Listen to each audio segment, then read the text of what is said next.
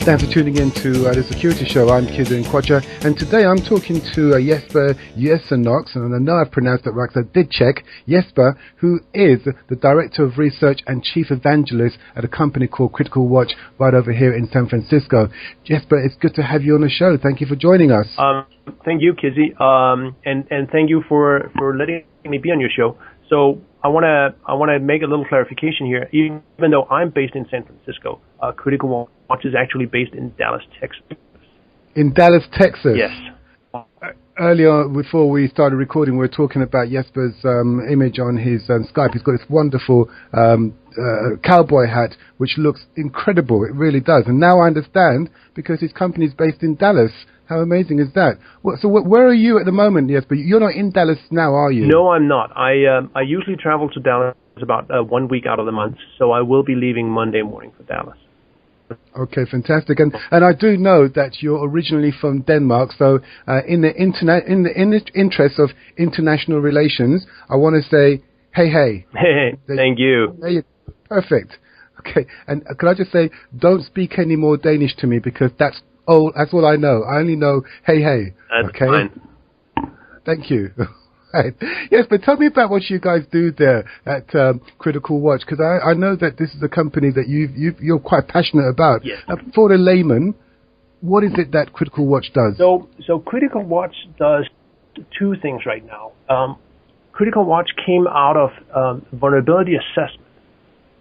So about 10 years ago, the company was founded to assess security on the internet of major websites, and has been an absolute leader in that, and taking on some really big customers. From there, they expanded into PCI assessment for the ASV quarterly scanning, and PCI is the payment card industry. So anybody taking a credit card or a debit card falls under PCI. What we saw in the vulnerability assessment space was that people were very happy with our reports of vulnerabilities and the vulnerabilities we found. But when it came to actually implementing the recommended fixes that we had, people were lacking.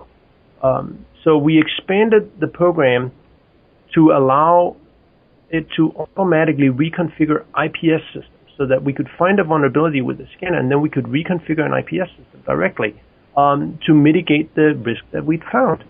That became such a success that we've taken that and turned it into its own product, and we call it the ACI recommendation engine. And ACI stands for Active Countermeasure Intelligence. So the new product that we're making, the ACI platform, is a product line where we take vulnerability inputs or risk inputs from a number of different vulnerability scanners, not just our own, but also Qualys, Nessus, Rapid7, and we use a big data approach to put it into a Mongo database. We then analyze the data, and I've been writing the algorithms for this analytics, and we come up with a number of recommendations on which of your many countermeasures you should reconfigure to mitigate most of the risks that we found. So at the end of the day, you can actually import your scan result into our system and click a few buttons, and we will reconfigure your IPS system, your web application firewall, your other devices to mitigate these problems right away. So you not only do you actually spot the problem, but you've implemented a system whereby you can fix the problem as well. Yes. After checking with the client. And the really cool part is that we are vendor agnostic. So the ACI recommendation engine will take inputs from a number of different vendors, and will also change configurations in a number of different vendors' electronic countermeasures. And what sort of clients do you have at the moment? So what we see is that the clients that this really triggers with are larger clients. So this is too big a thing for SMBs. Most of them don't have IPS systems. They might have a combined security gateway that combines a firewall with an IPS system. But typically, those are the people who buy it, install it, and leave it alone. The bigger companies are the ones that are tuning their IPS systems every week.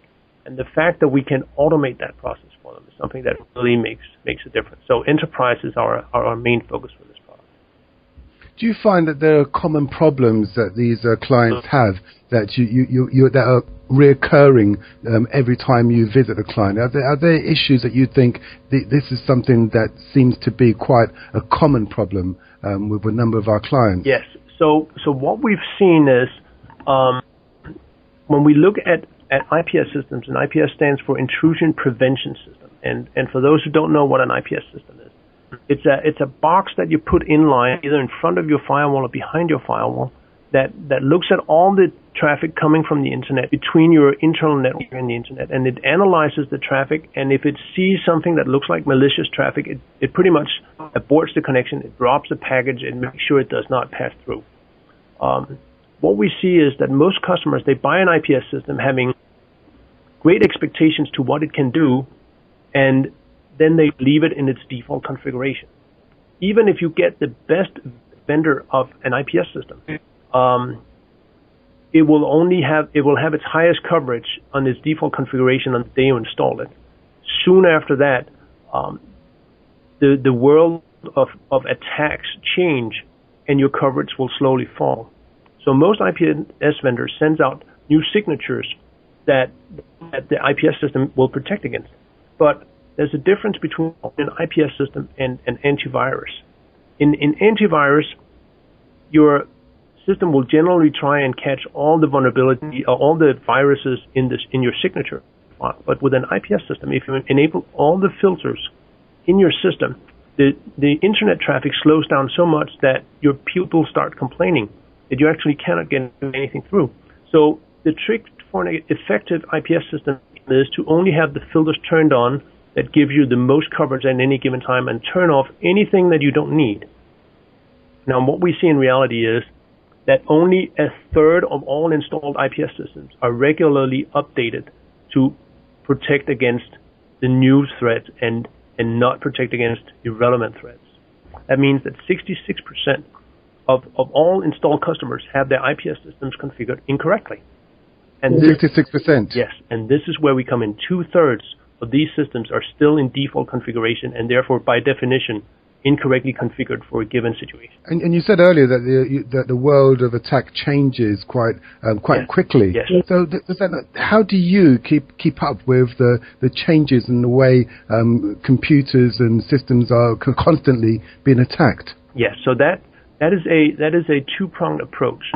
So the IPS vendor has to make a signature, and they can be reasonable about that. I'm not going to mention any names here. Some are faster than others. The other part of it is the detection part, where we, as a vulnerability assessment scanning company, have to stay on top of all the vulnerabilities out there and make sure that we can detect them.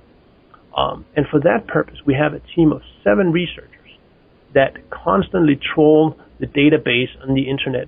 For example, the NVD database at NIST.gov in the U.S. Has a constant feed of CVEs that are annotated by NIST and sent out to us. And we have a team of research analysts that sit every day and go through all these CVEs and make sure that they're documented and categorized and bring value to our customers. While at the same time, we have another team of security people who sit and make sure that our detection is on top of these things.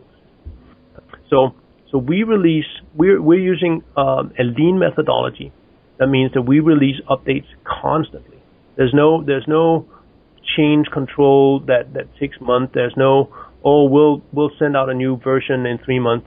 No, these updates are submitted live. They go live on the system as soon as the developer clicks commit.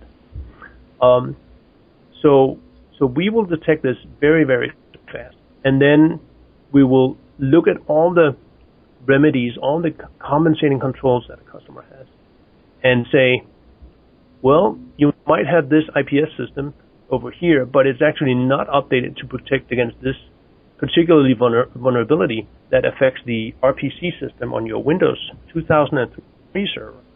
So instead, we recommend that you have to turn off the RPC service using your firewall, which is over here instead. So even though an IPS vendor might not be as fast as we are, we will point to another configuration change that you can implement right now. And according to your research, some 66% of IPS systems are vulnerable to attack because they're configured incorrectly. Yes, I would use slightly different wording. So the attacks are not against the IPS systems themselves, but the systems behind the IPS systems can be attacked because the IPS systems did not catch the attack in the process. So yes, 66% of the IPS systems are incorrectly configured and does not protect the assets they're intended to protect. Okay, now without giving away any trade secrets and obviously without talking yourself out of a job, are there any obvious things IPS system owners can do to improve the security of their systems? Yes. So what we have customers do before they implement our system is they actually manually go through their scan reports. The scan reports they get from their network scanner, they manually import it into a spreadsheet. They sort out the important data, typically a CVE identifier, and they run it through a manual process to get a list of those, and then they try and import it or by hand click it and enable it in their IPS systems. We had a customer who was spending 6 hours a week doing this, and I can tell you, when we showed him that this could be automated, he was extremely happy, and he had an ROI on investment of our systems of about 3 months. So an extremely short return of investment for something that he was doing diligently, but by hand. And that's got to be quite extraordinary, isn't it? Somebody committing that much of that amount of time to doing that, because I'd imagine that most companies wouldn't even think about committing that level of attention to their IPS systems. If you're a large bank, you don't have any options. You can't decide that you don't want to do it. Some people might not do it out of ignorance, but once they know, they have to spend the energy. Okay, well, that's a good point. Good point.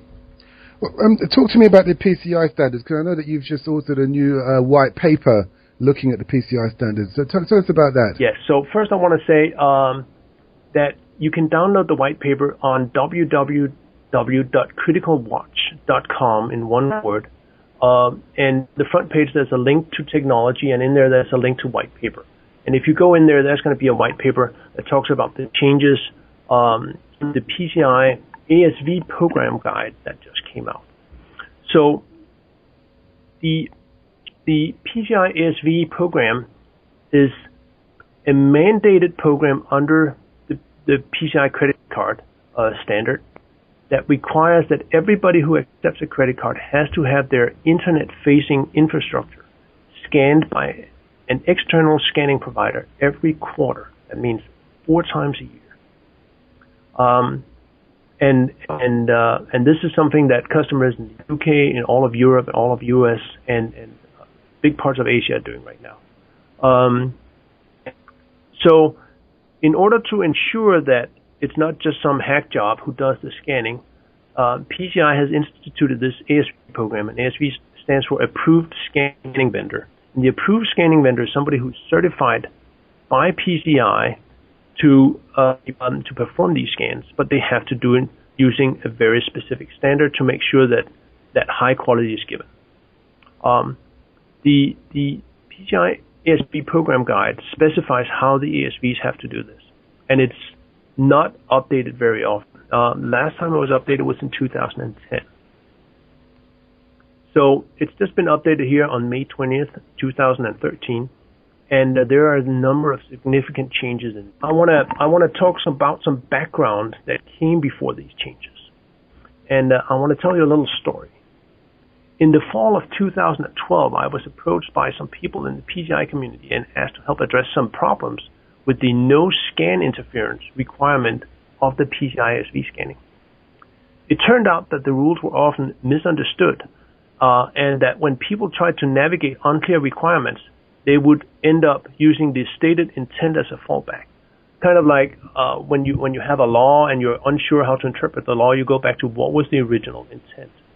Unfortunately, the original intent stated in the ASV program 1.0 was flawed.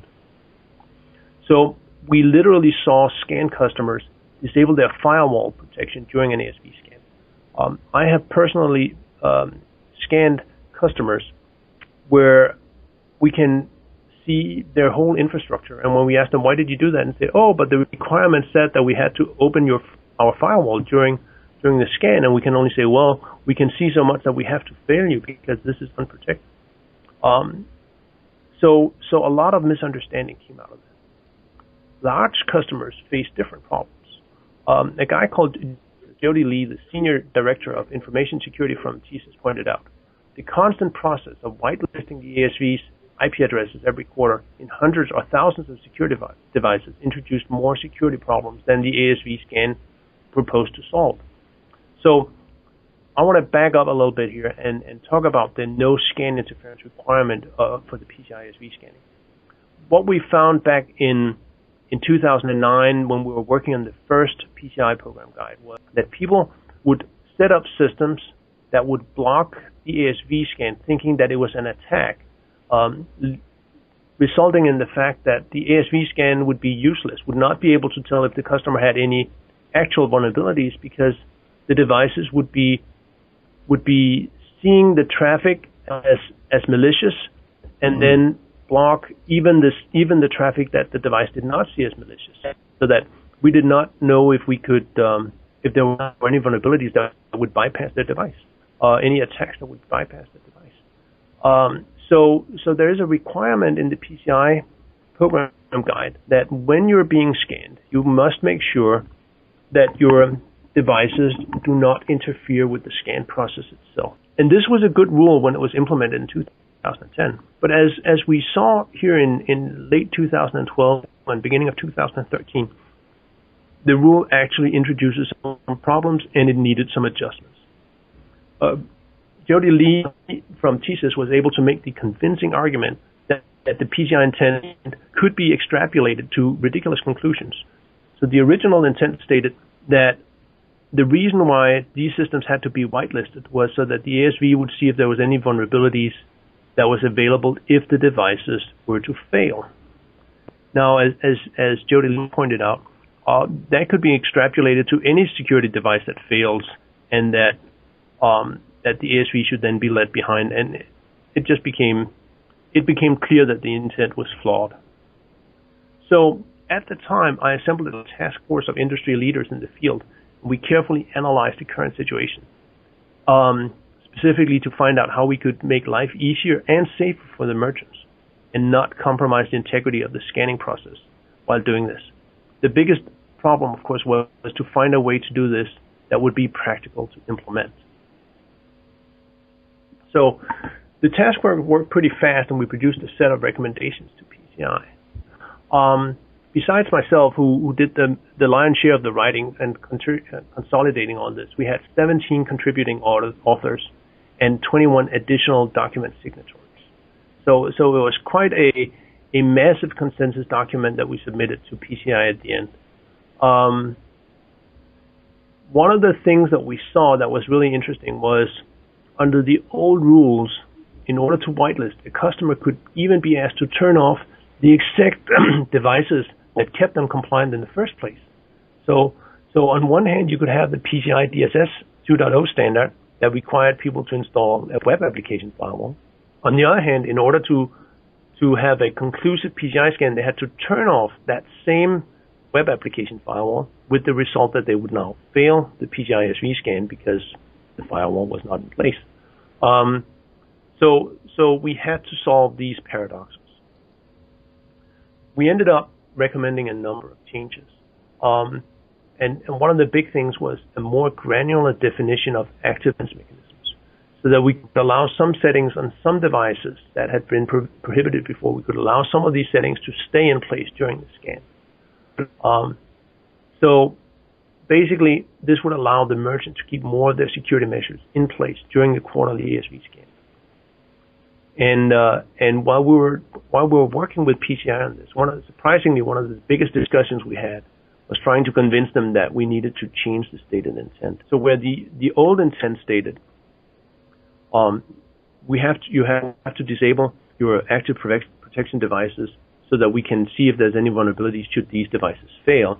The new intent is you have to disable your active protection devices to make sure that the ASV scan sees your network the same way as a hacker would.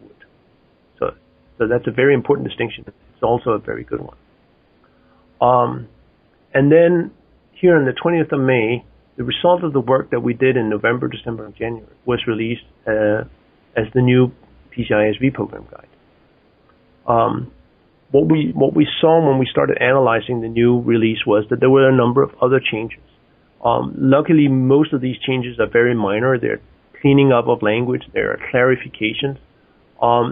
And as I was going through all these changes, I noticed that I had seen these changes before. I was able to trace them back to a document that we had submitted to PCI in January of 2011. So at the time I had worked in another task force. I had actually been coordinating another task force. And we found that 12 of the new changes could be traced directly back to that 2011. That's amazing. So the fact that these changes were originally discussed or at least documented in 2011, does that mean that the ideas have suddenly were seized upon by the PCI, or was it just coincidence that that the circumstances were very similar, so your ideas of 2011 are now relevant?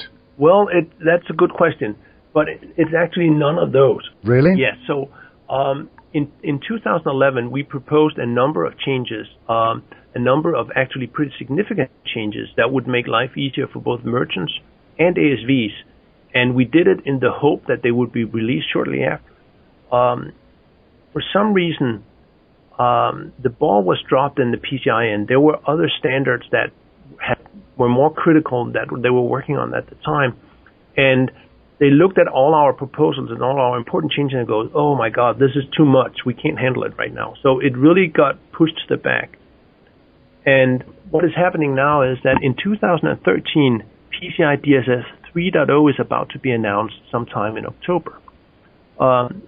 So PCI looked at all these pretty significant changes we had proposed and decided all the significant changes would have to be postponed until the release of PCI DSS 3.0, and only the insignificant changes and all the small clarifications from our original submission would go in now.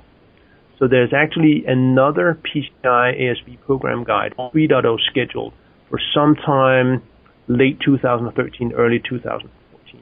And that's where we are hoping that the big changes from 2011 is going to go in. Can you give us a closer date between late 2013 and early 2014? Because we're halfway through 2013 already. So the only thing I know is that it's not going to happen before PCI DSS 3.0 is announced, and it will be announced at the PCI community meeting in Las Vegas that is happening at the end of September. The PCI ASV program guide update are always intended to come shortly after that, but since it took almost 4 years for the last one to be updated, I don't have big hopes for how fast that it's going to go fast this time. There's a lot of people who have to approve these changes, a lot of stakeholders, a lot of card brands, so Visa, MasterCard, American Express, all these card brands have to approve it. And PCI, which started out as 5 card brands, have expanded it. There are more card brands that have joined, so there's more people who have to approve, and the process just gets longer every time. So my guess would be that we're going to look at the middle of 2014 before something happens. Well, I guess that's one thing we can say about management by committee. Yes. It's not a speedy process, is it? It is not, and it does not live up to my mantra of lean methodologies in security. And what's your white paper called again? It's called PCI ASV Program Guide 2.0 Changes: Impact on Your Organization.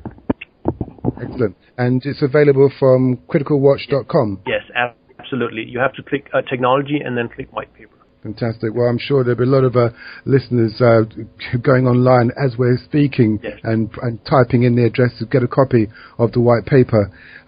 Yes, but it's been fantastic talking to you, and I'm hoping that once this situation is resolved with PCI, we'll have a chance to catch up with you again to review the situation probably in early 2014, it sounds like. Yes, but thank you very much for your time. Thanks for talking to us. Hey, thank you.